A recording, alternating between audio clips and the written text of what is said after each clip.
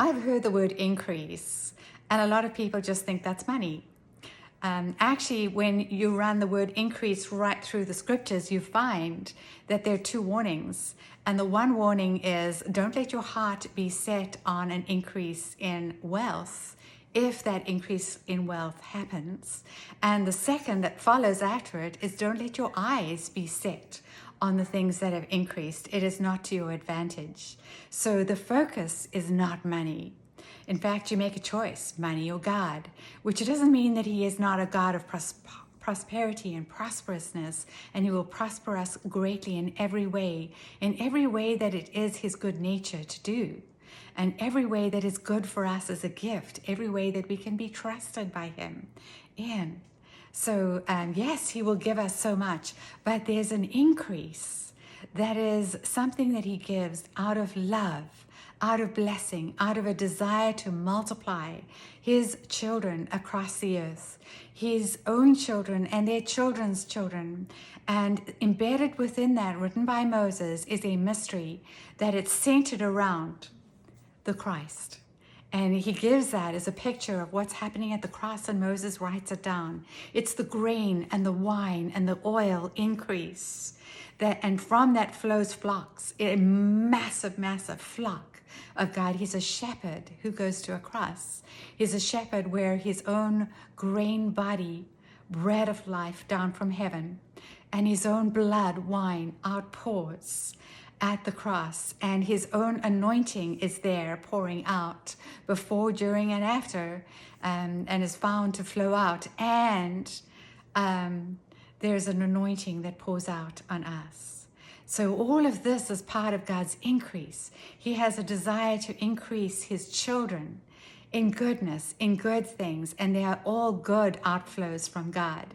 They're all good about himself and good towards us. There's an increase in wisdom for all those who would come to him wisely, to hear from him, understand from him, and go his way.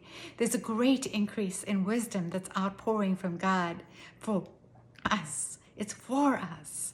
Wisdom. And Jesus says, when people say, well, why don't you tell the whole world about these things? He said, but this is reserved for you. Why? Because these were wise and understanding who wanted to increase more in their wise and understanding. And they would walk it out, faithful obedience to the Lord. So there's an increase in wisdom.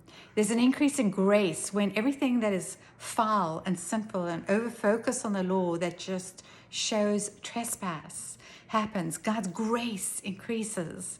In the face of wicked, God's grace increases, and that grace is for you.